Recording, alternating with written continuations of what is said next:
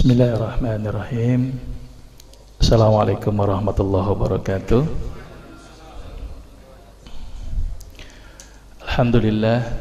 Alhamdulillahi rabbil alamin. Allahumma sholli ala Muhammad wa ala ali Muhammad. Kita bersyukur pada siang hari ini jantung kita masih bisa berdetak. Dan kita bersyukur juga pada hari ini kita masih bisa bernafas.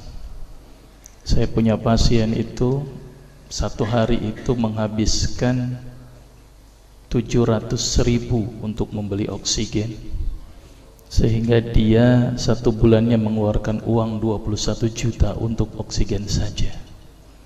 Jadi kalau kita sekarang ini masih bisa bernafas, berarti sama aja kita dapat duit 21 juta Pak setiap bulan ya.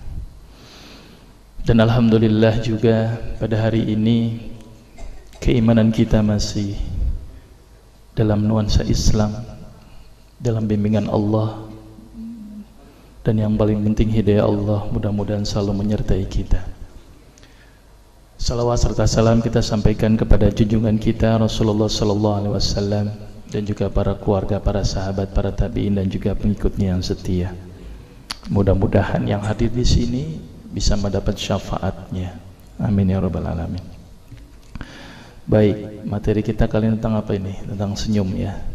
Harusnya dimulai dari awal dulu nih. Kenapa kita harus belajar Nabi dulu nih, belajar pengobatan Nabi sebelum masuk ke senyum gitu ya. Tapi nggak apa-apa, ini sedikit dulu prolog.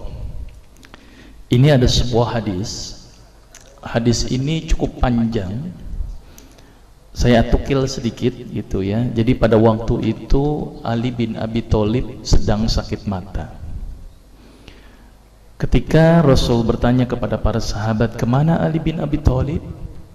Maka sahabat menjawab, Ali sedang sakit mata ya Rasulullah. Kemudian Rasul bilang pada para sahabat, tolong panggil Ali, suruh ke sini. Kemudian Ali dipanggil dan matanya pada saat itu langsung diludahi oleh Rasulullah, dan sembuhlah sakit matanya Ali. Kemungkinan besar pada waktu itu Ali bin Abi Thalib sakit matanya mungkin konjungtivitis akut atau mata merah. Artinya Rasul ketika ada sahabat yang sakit, terlepas ludahnya Rasul ini berkah atau tidak, tapi Rasul mencontohkan kepada kita, kalau sakit mata, Rasul meludahi matanya. Saya pengen mempraktekkan hadis ini, ternyata tidak ada satu pasien pun yang mau saya ludahin ternyata. Repot ternyata ya. Tapi artinya ini kan contoh ya, bahwa Rasul itu ketika sakit mata diludahi. Dan setelah saya kaji, ternyata air ludah itu luar biasa Pak. Air ludah itu mengandung enzim lisosim, ya, yang fungsinya adalah untuk menghancurkan dinding kuman bakteri. Akhirnya pada waktu itu istri saya sedang sakit mata, saya trial Pak, lagi merem dia, saya ludahin aja itu, ternyata luar biasa itu air mata, air liur itu. Maka itu saya bikin protap, nanti kalau sakit mata gunakan air liur. Maka itu kenapa orang zaman dulu itu kalau bisulan diapain Pak? Ambil iler, tempel itu. Jadi ternyata air liur itu luar biasa. Sepakat mau nyoba nanti? Gitu ya. Asal jangan habis makan cabai sama jengkol aja ya, karena Pak coba lo biasanya. Ini gambaran sedikit bahwa ternyata ada contoh-contoh yang dilakukan Rasulullah yang mungkin terlewatkan oleh kita, Nah, sebelum saya masuk terapi senyum, sedikit dulu. Ini saya akan mengulas bagaimana sih konsep kedokteran saat ini gitu ya. Ada sebuah fenomena kesehatan yang saat ini menurut saya ada yang janggal gitu ya. Ada yang janggal menurut saya. Coba Bapak perhatikan sekarang. Dokter makin banyak, klinik makin banyak, rumah sakit apalagi. Seharusnya dokter semakin banyak, orang sehat harus gimana? Harus banyak. Tapi apa kenyataan pada saat ini?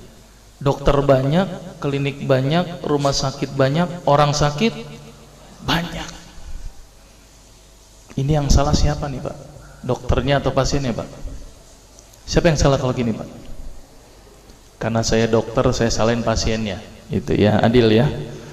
Ternyata pasien itu makhluk yang pasrah menurut saya. Semua yang diresepkan dokter ditelan itu tanpa mereka tahu apa ya obat yang mereka minum. Sampai-sampai kalau saya punya pikiran negatif nih, Pak, saya tulis aja racun tikus, saya yakin ditelan tuh sama pasien. Karena ternyata pasien itu makhluk yang pasrah. Ini yang menurut saya cukup menggelitik, nih ada apa di sini? Kenapa kok umat Islam sekarang ini berbeda dengan zaman Rasulullah pada waktu itu? Sampai ada seorang tabib praktek di Madinah selama kurang lebih 2 tahun itu nggak ada pasiennya. Kenapa kok berbeda sekarang dengan umat Islam zaman sekarang? Ini ada sesuatu yang salah menurut saya. Ada sesuatu yang salah menurut saya. Kenapa kok berbeda? Kita nggak usah jauh-jauh masalah kesehatan, masalah keseharian kita saja itu ternyata sudah terjadi perbedaan yang luar biasa yang berhubungan dengan masalah kesehatan. Contoh, saya contohkan. Saya mau nanya sama Bapak di sini. Sikat gigi sehari berapa kali, Pak? 2 kali, 1 kali. Ini mana yang benar ini ya? Kata dokter gigi nih, Pak, kata dokter gigi, sikat gigi sesudah makan dan sebelum tidur. Sepakat? Sepakat? Sepakat? Sepakat. Karena saya kalau disebut teman-teman tuh dokter Agus tuh dokter sesat gitu katanya. Saya nggak sepakat, Pak. Karena kenapa? Rasul bilang gimana dalam hadisnya? Jika tidak saja memberatkan umatku, sudah pasti akan aku wajibkan kepada umatku untuk bersiwak atau sikat gigi setiap kali wudhu. Berarti berapa kali? 5 kali. Ini kira-kira ngikutin dokter gigi atau ngikutin Rasul?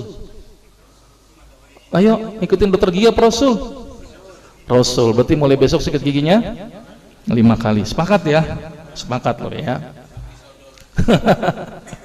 Artinya apa? Artinya ada perbedaan dalam konsep kesehatan. Saya melihat ini hal yang sederhananya sudah berbeda.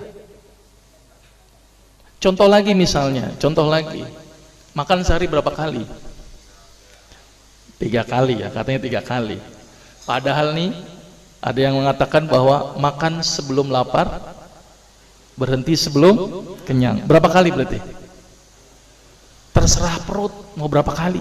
Kapan dia lapar dia makan, kapan dia kenyang dia berhenti. Jadi patokan makan berapa kali sehari? Tidak 3 kali, terserah perut. Kalau ada orang yang gemuk makannya 10 kali silakan saja, tapi berlebihan jadinya. Jadi patokan 3 kali sebenarnya dalam Islam itu tidak ada sebenarnya. Contoh lagi, penyakit diabetes, penyakit darah tinggi tidak ada obatnya dan harus minum obat seumur hidup. Padahal Rasul bilang gimana? Likulli da'in dawa. Setiap penyakit ada obatnya. Ini hal-hal yang paling mendasar. Kenapa kok ada sesuatu yang aneh? Maka itu saya sempat berpikir, ini jangan-jangan ini ada sebuah kesalahan dalam diri saya. Maka itu saya setelah lulus dokter, saya melanjutkan kuliah lagi, tapi tidak ngambil spesialis gitu ya. Jadi saya ngambil kuliah lagi jurusan tafsir hadis gitu ya. Teman-teman bilang sesat, biarin sajalah gitu ya. Tapi ternyata ketika belajar hadis itu banyak sesuatu yang menurut saya luar biasa yang tidak pernah dikupas. Ya, ilmu kesehatan yang luar biasa tetapi tidak pernah dikupas. Tapi alhamdulillah juga sampai saat ini juga nggak lulus-lulus gitu ya. Ternyata belajarnya juga cukup susah gitu ya. Karena syarat naik peringkat tuh harus ngapal beberapa juz. Ternyata saya nggak hafal-hafal itu. Saya cuman ngafal juz 30 aja nggak rampung-rampung gitu ya. Jadi boro-boro 30 juz ya. Ternyata memang cukup berat menghafal Quran. Nah di situ saya bertemu dengan seorang ustadz. Kemudian ustadz itu bilang begini.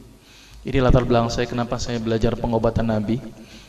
Ustadz itu bertanya kepada saya begini, Dok, antum yakin gak sih dok kalau antum masuk surga? Kira-kira kalau ditanya seperti itu Bapak jawabnya gimana Pak? Yakin gak sih Pak masuk surga?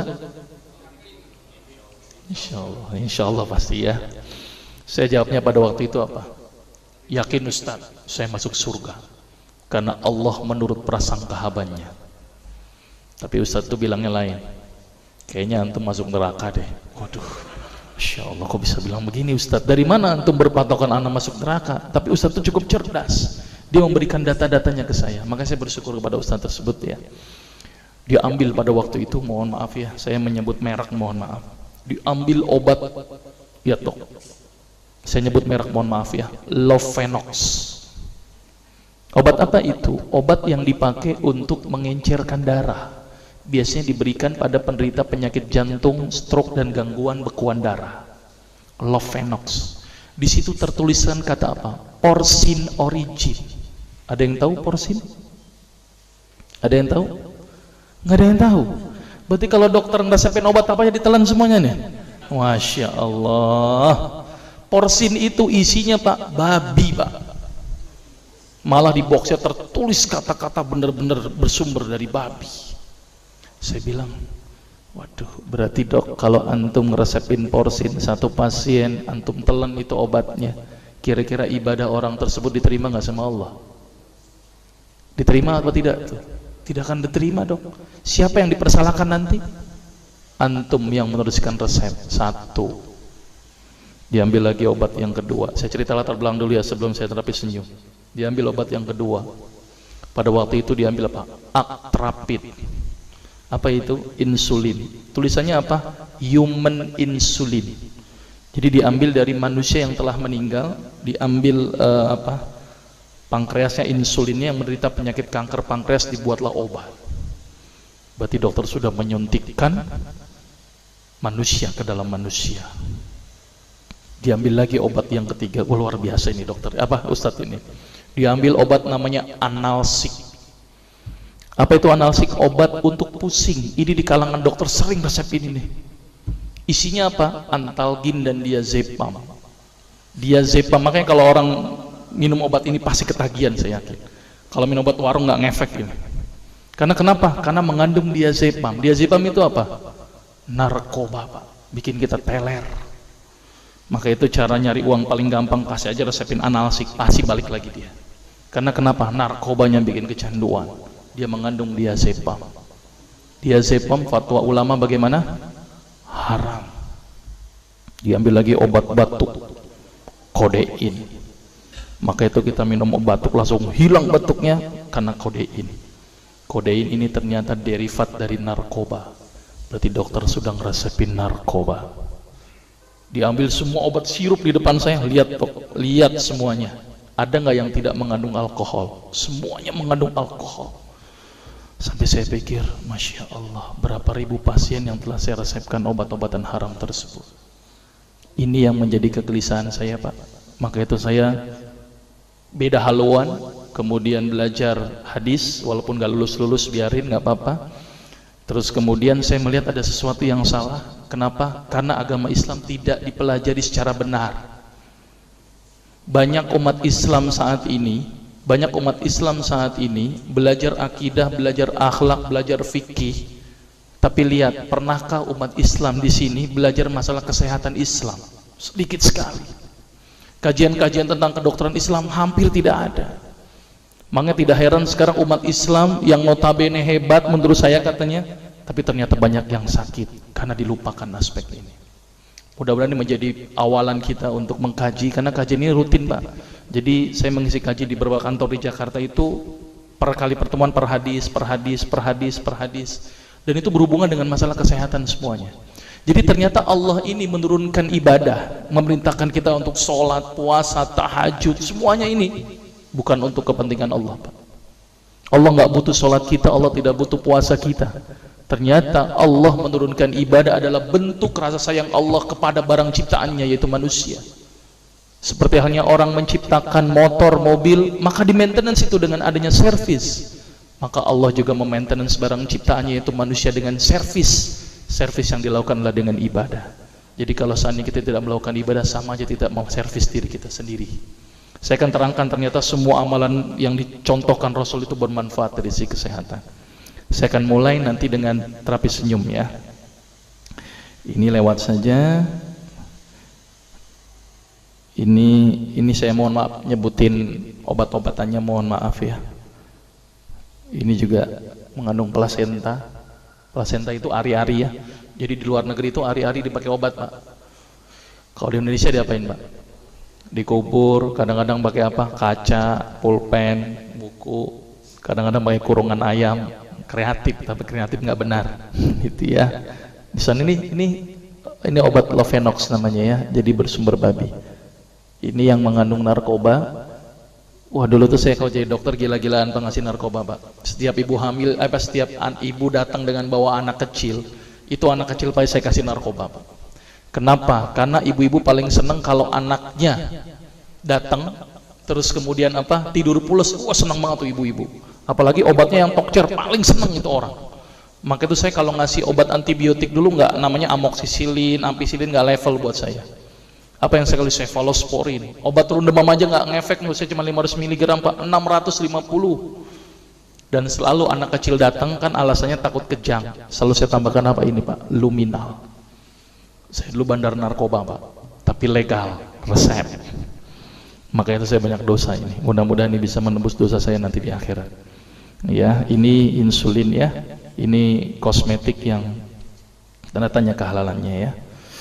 Ini saya gambarkan dulu tentang babi, bahwa bulunya dipakai untuk sikat gigi, kulitnya dipakai untuk apa?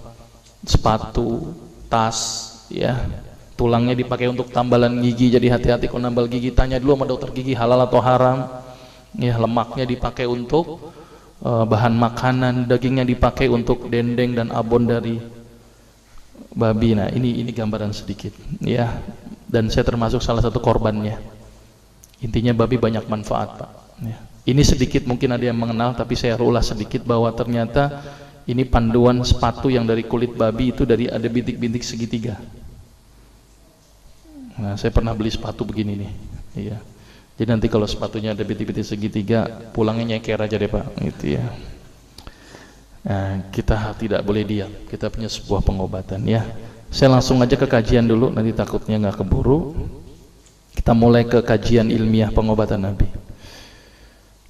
Ya, mohon maaf, ada yang mirip? Ada ya. Pesan sponsor dulu nih. Bapak tahu kera ya, semuanya saya yakin tahu. Tangan penuh, kaki penuh, tembolok penuh, dia masih ngerebut punya orang lain. Kira-kira harus dicontoh nggak nih kera? Perilakunya jangan dicontoh juga nih yang kayak begini. Jangan menjadi orang yang rakus, gitu ya. Tapi ternyata saya melihat ada perilaku kera yang sangat luar biasa, sangat luar biasa. Coba lihat Bapak ya, anak-anak zaman dulu umur 9 bulan sudah bisa jalan. Anak-anak zaman sekarang 12 bulan itu baru bisa berdiri dan mulai jalan. Kenapa terjadi degradasi? Kenapa orang zaman dulu gampang jalan, anak zaman sekarang kok mulai sedikit sulit untuk jalan? Ternyata anak-anak sekarang makanan yang pertama kali diberikan ketika umur 4-6 bulan apa? Promina, Sun, Nestle. Coba anak zaman dulu, apa yang pertama kali diberikan? Pisang Pak. Orang zaman dulu itu pisang dikasih. Maka itu tidak heran kenapa anak monyet habis lahiran itu langsung bisa gelantungan Pak. Kenapa bisa seperti itu? Oh, ternyata pisang itu luar biasa menyebabkan kontraksi otot menjadi luar biasa. Maka itu kalau anak kita pengen cepat jalan dan ototnya bagus, perbanyaklah makan pisang. Dan ternyata pisang itu tinggi kalium yang berperan penting untuk mengontrol tensi. Maka itu tidak pernah saya temukan satu riwayat pun atau suatu berita pun bahwa monyet kena serangan stroke. Nggak ada Pak. Kenapa Pak? Karena ternyata pisang tinggi kalium yang mencegah dari penyakit darah tinggi. Dan pisang ini diabadikan oleh Allah dalam surat Al-Waqiah bahwa di dalam surga itu ada pohon pisang yang bersusun-susun. Jadi mulai sekarang doyanlah makan pisang ya. Saya paling senang perilakunya seperti perilaku ini ada monyet ada singa ya, walaupun ada kambing di depan nggak makan. Tapi saya lebih senang dengan perilaku lebah. Coba lihat perilaku lebah. Kalau kita nyari uang untuk siapa Pak? Diri kita dan keluarga kita. Harimau nyari makan juga untuk dirinya dan keluarganya. Tapi coba lebah nyari madu untuk siapa Pak? Untuk orang lain Pak. Saya bilang luar biasa ini makhluk. Maka itu diabadikan oleh Allah di dalam Al-Quran. Dia itu nyari madu bukan untuk dirinya Pak. Banting tulang dari pagi sampai malam. Mohon maaf, lebah nggak mungkin pulang malam. Itu ya, pulangnya sore dia. Dari pagi sampai sore dia mengumpulkan madu bukan untuk dirinya Pak, untuk orang lain. Dia mengambil madu satu bagian dicampur dengan polen untuk makanannya. Jadi kalau saya bikin skala ini, dia ngumpulin madu itu 10, satu bagian untuk campuran polen, 9 bagian untuk orang lain. Jadi kalau kita ngikutin perilaku lebah, Pak, punya gaji 10 juta, 9 juta diinfakkan, 1 juta dipakai. Sepakat? Pak, sepakat? Sepakat apa tidak? Kok ragu banget di sini ya? Mudah-mudahan terwujud, Pak, tapi gajinya 100 juta aja dong. 90 juta diinfakkan, 10 juta dipakai. Sepakat ya? Sepakat. Maka saya doakan mudah di sini gajinya 100 juta semuanya. Itu ya, amin ya. Mudah-mudahan bermanfaat. Satu lagi nih sebelum saya masuk ke senyum, konsep pengobatan di dunia ini saya coba kategorikan menjadi 3. Ini kategori saya. Kedokteran konvensional ini adalah rekayasa manusia. Ada kedokteran, itu kan riset, penelitian, terbentuklah kedokteran konvensional yang kita kenal saat ini. Tapi juga tidak kita tafikan, ada pengobatan alami, ada yang namanya akupunktur, itu gara-gara orang nginjek duri, kok sembuh, terbentuklah titik-titik akupunktur. Ada di India, terkenal dengan nama Ayurveda, pernah dengar ya? Itu gara-gara orang melihat perilaku Tuhan mereka menganggap bahwa sapi dan kerbau kan Tuhannya. Dilihatlah perilakunya dan diikutilah oleh pengikut-pengikutnya. Maka itu di India itu ada sebuah pengobatan yang namanya mat terapi. Apa itu? Terapi rendam lumpur. Itu gara-gara apa, Pak? Gara-gara ngelihat kerbau rendam lumpur sehat-sehat. Akhirnya mereka ikut rendam lumpur. Yang terkenal dengan namanya mat terapi. Di Sri Lanka itu ada namanya naturopathy. Di Inggris ada namanya homeopathy. Pertanyaan saya, Pak, di Indonesia apa, Pak? Pengobatan alaminya, Pak? Apa? Saya bangga menceritakan pengobatan ini ketika saya kemarin ceramah ke Malaysia dan Singapura, dan mereka tidak pernah mengenal pengobatan yang dilakukan di Indonesia. Dan saya bangga sekali dengan pengobatan ini. Bapak tahu apa? Kerokan, Pak. Dan saya bangga sekali, dan saya yakin tidak ada di Amerika, di Jepang, di Cina, saya yakin nggak ada di kerokan, Pak. Dan saya bangga dengan kerokan. Mudah-mudahan tidak dipatenkan oleh Jepang lagi, Pak. Mudah-mudahan. Dan kerokannya luar biasa loh, Pak. Mohon maaf di sini, ada yang senang kerokan atau tidak? Ya. Banyak dokter bilang kerokan nggak bagus. Wah, bahaya itu, merusak pori-pori, bikin ketagihan macam-macam. Ini ketahuan dokternya nggak belajar kerok terapi ini ya. Saya ngomong kerokan dulu sebentar ya. Kerokan dulu penting menurut saya ini. Saya jangan sampai hilang nih kebudayaan kita ini. Saya kalau ke luar negeri bangga menceritakan ini. Mudah-mudahan di sini pun juga harus bangga dengan kerokan. Anak saya kalau sakitnya saya kerok. Anak saya kalau sakit itu saya kerok, saya tempelin bawang. Saya lebih senang dengan cara-cara alami. Saya cerita sedikit tentang kerokan. Kerokan ini ternyata diteliti oleh seorang peneliti dari Jepang. Orang Jepang datang ke Indonesia meneliti perilaku binatang, tapi ternyata dalam penelitiannya itu dia melihat perilaku orang Indonesia aneh-aneh. Di Jepang orang gambar tato wajar, tapi orang Indonesia gambar tato tengah bolong hari di punggungnya, kan bingung mereka. Ini ada apa ini orang Indonesia kok gambar tatoan seperti ini? Ditanya, ini bukan tato, ini adalah pengobatan. Memang dasar orang Jepang tuh kalau ada yang aneh-aneh langsung diteliti. Akhirnya diteliti itu orang yang dikerok sama orang yang sebelum dikerok, diambil darahnya, dilihat dengan mikroskop, ternyata makrofag orang yang dikerok itu lebih aktif dalam makanin kuman. Terus kemudian orang yang dikerok diukur BMR-nya, basal metabolism rate-nya, dilihat dari keringetnya, dari nadinya meningkat apa tidak, ternyata meningkat, Pak. Jadi ternyata orang yang dikerok itu bagus meningkatkan BMR. Apa tuh? Basal metabolism rate. Jadi kalau orang demam, demamnya cepat hilang. Orang yang nggak selera makan jadi selera makan. Luar biasa itu penelitiannya. Tapi ada syaratnya, Pak. Ini yang cukup penting. Ternyata ini ngomong kerok nggak apa-apa ya sedikit ya. Kerokan tidak boleh menggunakan logam. Itu yang bikin jelek, Pak. Pakai apa, Dok? Bawang merah. Orang bilang nggak terasa, bodoh amat, yang penting bawang merah. Yang kedua, ini cukup penting, kerokan tidak berpatokan kepada gosong, Pak. Selama ini kita kalau kerokan kan kalau belum gosong belum pindah-pindah kan, kerok terus baru pindah lagi kan, ini nggak bener ini, Pak. Ya cukup 3-5 kali selesai. Yang ketiga, selama ini kita kerokan tuh asal-asalan, Pak. Asal gambar tulang ikan jadi kan gitu kan. Padahal itu ada aturannya, Pak, harus di sela-sela iga, tulang atas, tulang bawah di tengahnya. Kalau bisa agak mepet ke tulang atas, karena itu tempat keluarnya arteri, vena, dan nervus costae. Jadi itu luar biasa, dan di kerok itu bukan sekali aja Pak, sehari bisa 3 kali. Dan saya bangga dengan kerok ini. Mudah-mudahan tidak hilang di muka Indonesia ini, di bumi ini. Sepakat Pak kerokan? Ya, saya kalau setiap ceramah-ceramah saya tampilkan kerokan terus. Dan saya bangga. Di Malaysia tetangga kita aja nggak ada yang kerokan Pak. Ya, jadi kita harus bangga itu. Dan satu lagi adalah pengobatan Nabi. Kita akan bahas sekarang. Ya. Kita akan bahas satu persatu. Senyum. Katanya materinya senyum sekarang. Ada sebuah hadis yang mengatakan tabassumuka fi wajhi akhika shadaqah, dan seterusnya. Senyummu di hadapan saudaramu adalah sedekah. Berarti senyum dengan sedekah ini erat kaitannya. Kalau kita pengen sedekah nggak punya duit Pak, senyum itu sama aja dengan kita sedekah. Sepakat? Saya punya pasien, saya mau cerita dulu. Pasien saya ini kebenaran kepala pas pampres, bukan periode yang sekarang. Saya cerita, saya nggak sebut-sebutin lama.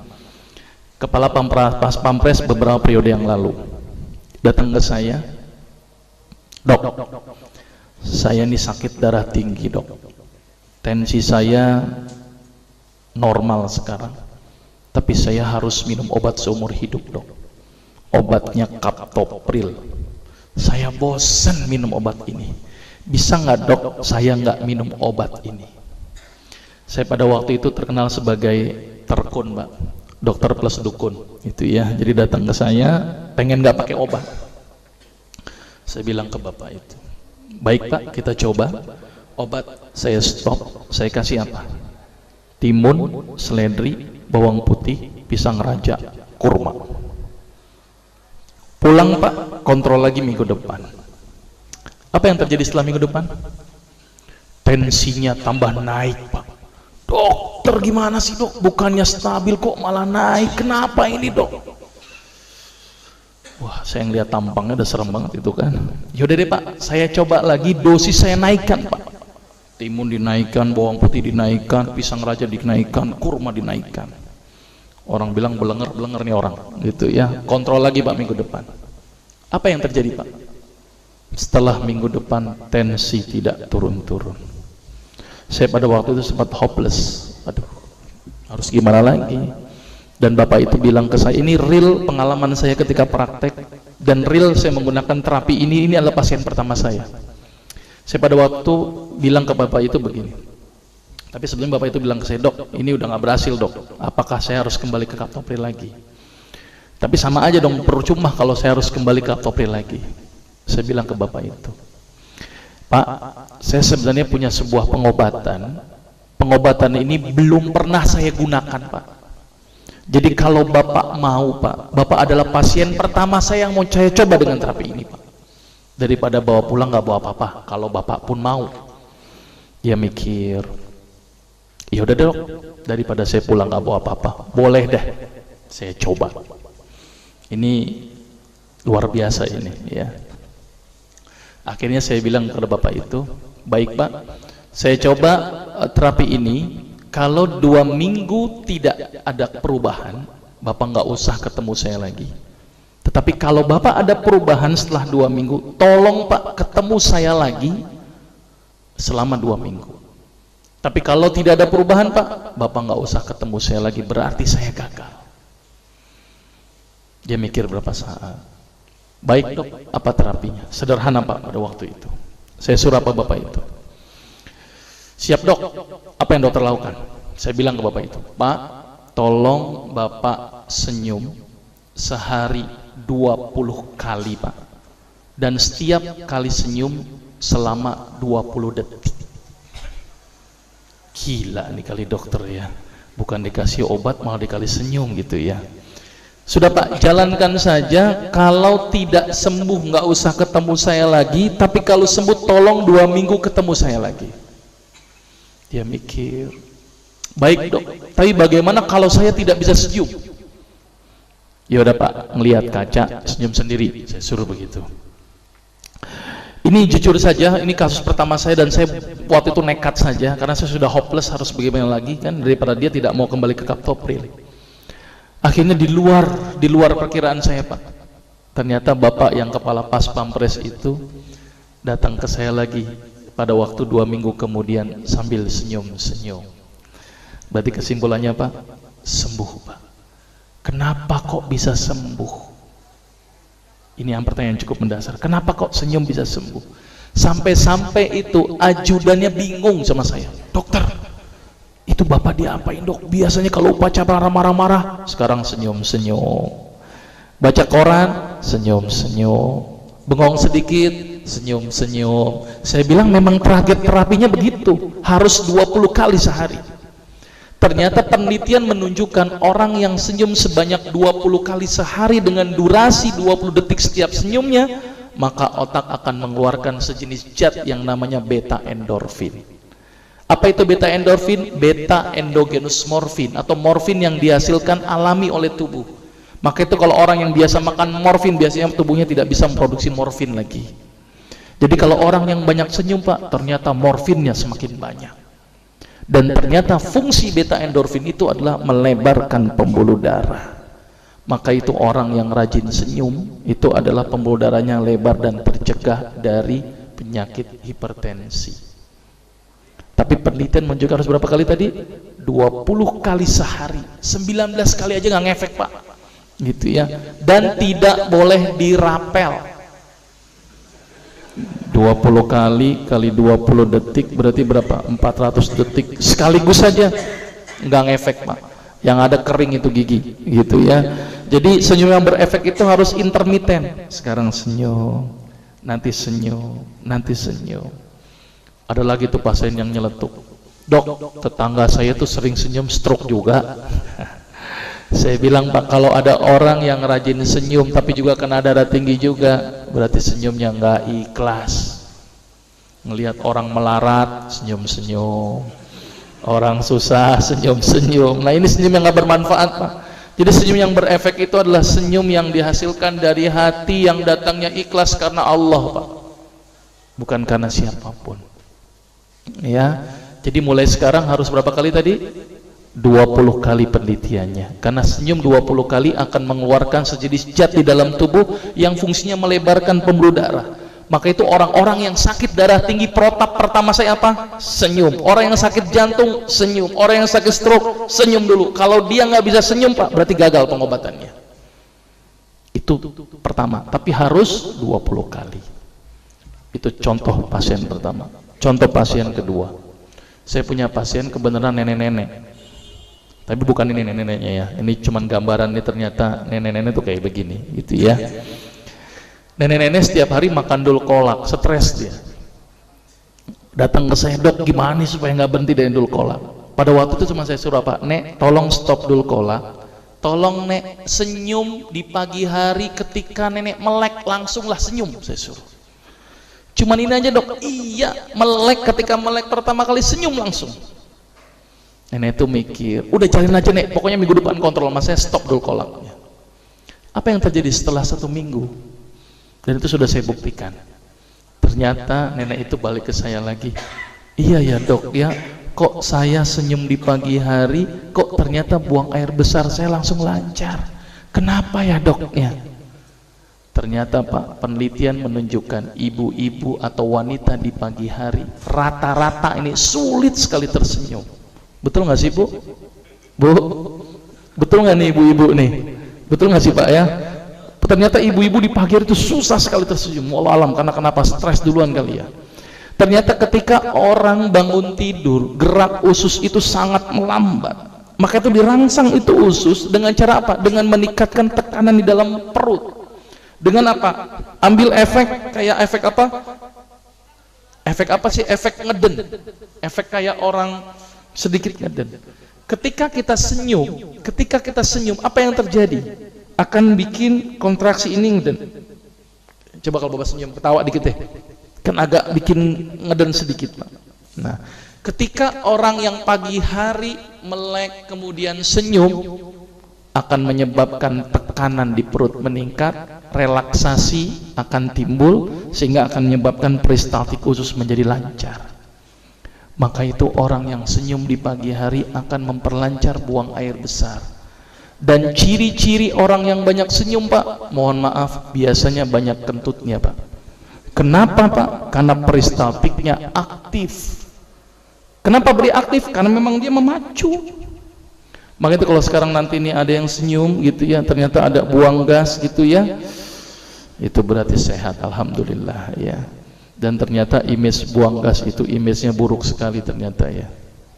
Padahal Bapak tahu nggak, selama ini kalau sebelah kita lagi buang gas, kita ngapain tuh Pak?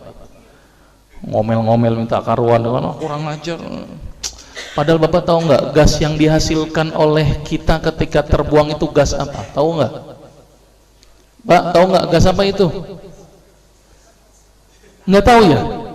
Masya Allah, kalau Bapak tahu Pak, pasti bermanfaat sekali loh Pak. Bapak tahu gasnya apa? Gas H2S. Apa itu H2S? Hidrogen sulfida. Sulfida itu apa Pak? Sulfur. Sulfur itu apa? Belerang. Belerang dipakai untuk apa Pak? Untuk antiseptik kulit. Maka itu ada orang yang mandi belerang ketika kulitnya sakit kulit. Maka itu tidak heran Pak. Maka itu kenapa kalau kita lagi pilek nyium kentut kan langsung plong itu Pak. Kenapa Pak bisa seperti itu Pak? Karena yang dihirup itu tadi apa? H2S Pak. Jadi kalau misalnya ada yang sebelah kentut Pak, menurut saya ini menurut saya Pak, hirup saja itu kentutnya. Gitu Pak. Apa jawaban kita? Alhamdulillah, saya dapat antiseptik gratis. Sebelah kita sehat Pak. Bapak tahu nggak, gara-gara orang nggak bisa kentut operasi Pak. Orang habis dioperasi nunggu pindah ruangan, nungguin apa Pak? Nungguin kentut. Maka itu cuma nggak ada doanya saja ini Pak. Ya, jadi kalau seandainya kita masih bisa buang angin saat ini, bersyukurlah kepada Allah. Dan bersyukurlah juga orang yang menghirup di dekatnya. Karena tidak mungkin orang yang menghirup kentut kemudian meninggal. Saya garansi nggak mungkin meninggal Pak. Yang ada itu bermanfaat Pak. Sepakat Pak? Mulai sekarang? Gitu ya. Jadi kalau ada yang sebelah kentut dihirup saja gitu ya, insya Allah bermanfaat. Baik, sekarang saya akan bicara lagi kenapa ini gas ini cukup penting Pak. Mohon maaf nih, saya cukup penting. Selama ini kita kadang-kadang tidak pernah memperhatikan kesehatan kita Pak. Tidak pernah memperhatikan kesehatan kita. Pernah nggak, saya mau nanya di sini sama Bapak di sini, pernah nggak ketika buang air besar kita memperhatikan apa yang kita buang Pak? Pernah nggak Pak, ketika kita buang air besar kita perhatikan apa yang kita buang? Saya yakin semuanya di sini kalau buang air besar ikhlas, saya yakin, gitu ya. Nggak ada yang nggak ikhlas, saya yakin, ya. Tapi ikhlas yang benar itu adalah ikhlas dengan ilmu Pak. Jangan sampai ketika ikhlas tapi kita tidak tahu apa yang kita buang. Pernah nggak Pak, ketika kita buang air besar memperhatikan apa yang kita buang? Karena itu ternyata pencerminan kesehatan kita Pak.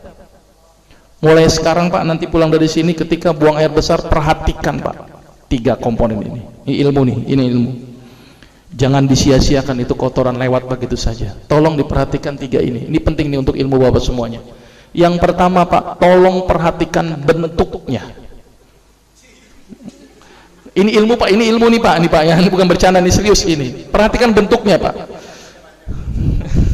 Enggak, ini serius Pak, ini serius Pak. Perhatikan bentuknya. Bapak tahu bentuknya seperti apa? Baik, bentuk itu harus silinder Pak. Karena ada pasien yang salah satu ciri-cirinya ini, dia menderita penyakit kanker kolon, kanker usus besar. Ciri-cirinya apa Pak? Kalau buang air besar kotorannya seperti kotoran kambing. Jadi kalau udah mulai kambing dia peletuk dikit, peletuk dikit, peletuk dikit, jangan-jangan kita menderita penyakit kanker kolon. Ayo Pak, hati-hati loh Pak, ini penting nih, penting sekali ya. Bentuknya harus apa tadi? Silinder.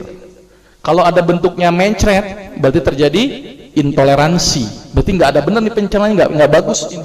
Maka itu buang air besar yang bagus itu harus bentuknya silinder, utuh, trut, bagus gitu ya Pak ya.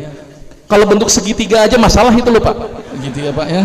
Ini bener ini Pak, ini nggak main-main saya Pak. Saya ada pasien, dia menderita fistula, dia dioperasi itu anusnya, akhirnya menciut di bagian ujungnya, sehingga ketika keluar bentuknya segitiga Pak, gitu ya. Jadi bersyukurlah kalau masih bentuk silinder. Satu, jadi bentuk. Yang kedua, warna. Perhatikan baik-baik ini Pak, karena pencerminan tubuh kita itu dari kotoran kita. Kalau yang keluar itu warnanya hitam, berarti ada perdarahan di bagian usus bagian atas. Jadi hati-hati itu ya, jangan-jangan lambung kita ada yang luka. Kalau berwarna merah, berarti jangan-jangan ada perdarahan di bagian usus bagian bawah. jangan-jangan ambeien, jangan-jangan polip. Kalau berwarna putih, jangan-jangan hati kita masalah. Orang-orang yang menderita penyakit hepatitis, Pak, kotorannya berwarna putih. Kalau berwarna hijau, hati-hati empedu kita, jangan-jangan masalah. Kalau berwarna ungu, nggak ada, Pak, nanti ada semua warna nanti ya. Pokoknya warna ini penting ya, pokoknya warna ini penting, karena kalau kita nggak bisa mengidentifikasikan, masalah nih buat kita. Termasuk tadi, Pak, bau itu juga penting. Maka itu bau yang khas ketika kotoran kita keluar itu adalah baunya harus H2S. Seperti apa H2S? Itu seperti kalau kita datang ke Tangkuban Perahu, itu baunya harus seperti itu. Kalau di luar bau itu berarti masalah. Karena ada pasien saya yang datang keluhannya sederhana, dok, kok kentut saya harum. Oh, ini jadi masalah ini berarti ini, ya. Ternyata dia setelah saya cek, ternyata enzim di pankreasnya bermasalah. Jadi kebanyakan enzim proteasenya, sehingga dia menderita penyakit pankreatitis kronis. Jadi enzimnya terlalu banyak. Apa yang terjadi? Tadi kotorannya berbau harum. Jadi jangan bangga dengan buang kentut kita yang baunya harum. Itu penyakit, Pak. Ya. Tapi juga kalau kebangatan juga masalah juga, baunya busuk. Itu lebih masalah lagi itu. Berarti kalau kita nggak buang air besar lebih dari 3 hari, itu baunya seperti itu. Ya, ini pelajaran buat kita bahwa ternyata apa-apa yang kita perhatikan dalam tubuh kita itu ternyata itu bisa mencerminkan kita ini sehat atau tidak. Maka itu saya bikin beberapa buku. Salah satu buku yang ketiga saya tulis itu adalah mengenal kebesaran Allah lewat anatomi dan fisiologi. Jadi Allah itu maha besar, Pak. Bapak kalau tahu nih organ pencernaan kita luasnya berapa tahu, Pak? Ternyata setiap usus kita tuh ada yang namanya usus panjangnya 1 fili, Pak. Ada fili itu kurang lebih 5 juta, 1 filinya panjangnya 1 mili. Berarti kalau 1 mili itu dibentangkan, Pak, dikali dengan 5 juta fili, maka panjang usus kita itu kurang lebih sekitar 10 km, Pak. Berarti kan panjang sekali usus kita, Pak. Cuman nggak dibentangin aja itu filinya, Pak. Dia terbentuk dalam bentuk jonjot-jonjot yang luar biasa Allah ciptakan itu. Jadi Allah itu maha besar, Pak. Belum lagi kalau Bapak ukur panjang pembuluh darah kita ini, Pak, dengan pembuluh darah yang kecil-kecil di sini, Pak, itu kalau disusun, Pak, itu kurang lebih 2,5 kali muterin bumi, Pak, baru sampai ukurannya. Berarti pembuluh darah kita tuh panjang sekali, Pak. Maka itu bersyukurlah kepada Allah, dan Allah maha besar. Maka itu perhatikan tubuh kita, kesehatan kita, dan ternyata dengan mengikuti cara-cara sunnah Rasulullah itu bisa menjadi obat. Ini baru senyum, Pak. Ternyata senyum bisa mengaktifkan beta endorfin. Ditambah lagi, Pak, senyum memperlancar buang air besar. Ditambah lagi senyum menyebabkan kita menjadi lebih cantik dan ganteng menurut saya, Pak. Ditambah lagi orang yang senyum mendatangkan rizki, Pak. Kenapa, Pak? Kalau kita minta duit sambil marah-marah nggak jadi orang ngasih duit, Pak. Tapi kalau kita sambil senyum terus rendah hati, pasti dikasih duit, Pak. Jadi mulai sekarang rajinlah untuk tersenyum. Berapa kali, Pak? 20 kali. Mulai dihitung sekarang. Karena kalau 19 kali aja nggak ngefek itu, Pak. Ya, saya ingatkan, Pak, ya, 20 kali kali 20 detik. Gitu ya. Waktu saya masih ada atau tidak? Masih ada atau tidak? Sampai jam berapa? Takutnya kelewatan. Atau kita tanya jawab, nanti dilanjutkan pada pertemuan yang akan datang. Tidurnya Rasulullah, makannya Rasulullah, pakai bajunya Rasulullah, kenapa Rasul gondrong, kenapa Rasul macam-macam, itu ternyata semua bermanfaat dari sisi kesehatan. Senyumnya aja mencegah darah tinggi, senyumnya aja hemat kalium, senyumnya saja memperlancar buang air besar. Itu baru senyum doang itu. Sedangkan Rasulullah adalah sesosok Nabi yang paling banyak senyumnya. Ini sampai ada hadis, ya. Ya, aku tidak pernah melihat seorang yang paling banyak senyumnya selain Rasulullah SAW. Jadi mulai sekarang tersenyumlah. Diomelin bos, senyum-senyum saja. Ditagih hutang, senyum-senyum saja. Banyak hutang, senyum saja. Insya Allah Allah akan memudahkan jalan kita. Dan mohon maaf kalau ada kata-kata yang salah. Saya akhiri. Assalamualaikum warahmatullahi wabarakatuh. Baik, Pak, tentu saja kalau ada pertanyaan, tapi sebagai penghargaan, kalau ada yang nanya nanti kita kasih, insya Allah kita kasih hadiah. Ada yang mau nanya? Oke, Pak Ali. Waalaikumsalam. Lambung, ya.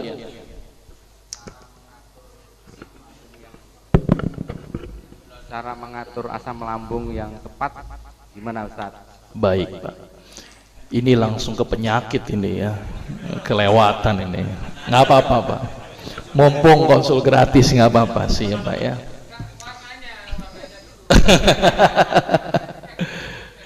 Baik, jadi gini Pak, lambung ini permasalahan yang paling banyak pada masyarakat. Dokter akan memberikan obat untuk lambung nih Pak, biasanya nih Pak ya, antasid, obat mah, promah lah, sejenis mah, promah lah, milanta lah, terus kemudian inilah uniknya dokter ya. Dokter itu kalau nulisin resep itu kalau perlu pasien nggak tahu. Pernah nggak dokter ngeresepin Bodrek, Paramek, Panadol? Ada nggak? Nggak ada. Apa resepnya dokter Pak? Termagon, Sanmol, ya kan? Pernah nggak ada dokter yang ngeresepin promah, milanta? Nggak ada Pak. Miloxan. Dokter tuh makhluk yang luar biasa unik Pak. Kalau masyarakat udah tahu nggak mau resepin Pak. Maka itu kenapa herbal ini tidak bisa hidup Pak. Masa dokter ngeresepnya jahe, kencur, kunyit, berubah nih gelarnya jadi dukun menurut saya kan, karena nggak elit. Nah termasuk ini, dokter kalau obat sakit mah itu yang diresepin ini biasanya nih Pak ya, golongan antasid, famotidin, ranitidin, simetidin, omeprazol, sukralfat, bismut. Ini paling sering nih obatnya. Bapak tahu nggak efek obat itu Pak? Ada sejenis obat yang golongan beta 2 blocker yang namanya dindin tadi Pak, famotidin, ranitidin, simetidin Pak. Salah satu efek sampingnya apa Pak? Hirsutisme dan ginekomasti. Apa itu hirsutisme dan ginekomasti? Laki-laki jadi kayak perempuan, perempuan jadi kayak laki-laki Pak. Maka itu sekarang banyak yang bencong, jangan-jangan gara-gara obat mah itu ya. Nah cara untuk membedakan orang ini bencong apa enggak gimana Pak? Gimana cara bedanya Pak? Satu Pak, tidak ada satupun orang bencong jenggotan Pak, gitu ya, nggak ada Pak. Jadi bagi yang ragu ini bencong apa enggak, jenggot mulai sekarang gitu ya. Nanti kita bikin kajian jenggot nanti, gitu ya. Ini belum masuk ya. Nah salah satu efeknya tadi yang ditakutkan itu Pak. Kenapa enggak dengan cara alami saja Pak? Apa cara alaminya? Parutin, temulawak dan kunyit. Kenapa temulawak dan kunyit ini sudah ada penelitiannya Pak, diuji secara klinis di sebuah rumah sakit pemerintah Pak, bahwa temulawak dan kunyit itu lebih bagus untuk ngilangin orang sakit mah daripada menggunakan antasid, beta 2 blocker. Tapi kenapa ini nggak ngetren? Karena kalau dokter ngeresepin temulawak, kunyit, yang laku tukang sayur. Ini yang jadi masalah, nggak ngetren di kalangan dokter gitu loh. Nanti pasiennya nggak berobat lagi. Kalau tahu temulawak sama kunyit, akhirnya nggak datang berobat, dokternya nggak laku. Maka itu sekarang ini banyak pasien ini, jangan-jangan doa dokter terkabulkan. Jangan-jangan menurut saya. Karena jujur aja dulu waktu saya jadi dokter ini, pasti dalam hati saya, apa yang ada dalam harapan hati saya? Mudah-mudahan banyak pasien. Benar nggak begitu kan? Itu dari hati kecilnya. Karena saya pernah ketemu dengan teman dokter, teman-teman sejawat sepakat, kita sepakat nih untuk kemanusiaan menyehatkan orang, sepakat semua menyehatkan orang. Ayo mulai sekarang kita berdoa, ya Allah mudah-mudahan mulai hari ini ketika saya praktek nggak ada pasiennya, nggak ada yang amin Pak. Nggak, jadi bingung kan? Kenapa ini? Karena memang dilema ini. Karena dokter dijadikan profesi untuk pendapatan mereka. Maka itu saya kalau ditanya dokter profesinya apa, saya lebih senang kalau disebut pedagang tempe Pak. Saya punya usaha namanya jualan tempe, tapi tempe herbal. Saya juga jualan sayur Pak. Saya senang dengan dagang. Jualan sayur, jual tempe. Resepnya pun apa Pak? Temulawak, kunyit, jahe, kencur. Sampai saya bikin buku menjadi dokter di rumah sendiri Pak. Dan saya juga bikin buku satu lagi, sehat dengan bumbu dapur. Jadi untuk sehat itu cukup kembali ke bumbu dapur. Kenapa ini saya lakukan? Karena saya tidak ingin bahwa profesi saya dijadikan penghasilan saya. Penghasilan saya apa? Jualan tempe Pak. Akhirnya mahasiswa saya, kan saya udah ngajar juga, saya libatkan mereka wirausaha jualan tempe Pak. Ternyata jualan tempe untungnya gede Pak. Jadi saya punya kelompok mahasiswa jualan tempe, penghasilan sebulannya 18 juta Pak. Karena tempe herbal, jual nama dokternya. Ini saya lebih sangat disebut dengan penjual tempe. Maka itu Pak, obat untuk penyakit mah Pak, parutin temulawak dan kunyit pagi dan sore selama 3 bulan berturut-turut. Kunyit temulawaknya diparut, diperes, direbus dengan api yang kecil, ketika mendidih langsung diangkat, setelah hangat tambahkan madu, diminumkan pagi dan sore. Itu yang pertama. Yang kedua, hindari asam, pedas, susu, santan, stres. Bapak harus hindari itu, Pak. Kalau Bapak tidak bisa hindari itu percuma, Pak, useless, Pak. Gitu ya, Pak ya. Karena orang yang sakit mah ini hubungannya kadang-kadang dengan tingkat stres yang tinggi sehingga asam lambung akan keluar dalam jumlah yang banyak. Gitu ya, Pak ya. Bapak kerja di bagian apa, Pak? Oh, begitu ya. Mudah-mudahan Pak ganti posisi, mungkin nggak sakit mah, Pak. Jadi direktur, Pak, misalnya begitu ya. Karena kalau penyakit direktur itu paling kolesterol, asam urat, gula gitu ya. Penyakit mah itu yang biasanya orang yang telat-telat makan, makannya susah kayak begitu ya, Pak. Apalagi itu saya praktek di kota besar sama di perkampungan tuh beda. Di kampung tuh paling banyak apa, Pak? Korengan gitu ya, Pak ya, bisulan, cacingan gitu ya. Memang tingkat ekonomi mempengaruhi, Pak. Kalau Bapak jadi direktur mungkin sakitnya udah beda, Pak. Gitu ya, Pak ya. Baik, tapi coba dengan parutan temulawak dan kunyit, Pak. Gitu ya, itu cukup membantu. Tapi asam, pedas, susu, santan, stres, sama hindari makanan yang bergas, ubi, kol, makanan bersoda itu mulai dihindarkan ya, Pak ya. Duren, tape itu mulai dihindarkan. Gitu ya, Pak ya. Baik. Terus kemudian, waduh, ini luar biasa ini. Ini penyakit semua nih. Apa katakanlah kita perlu kaji penyakit nih? Atau kita mengkaji penyakit aja nih lebih luas nih. Di sini kalau pasien divonis pankreasnya gagal, ini berarti pankreasnya tidak bisa memproduksi insulin mungkin ya.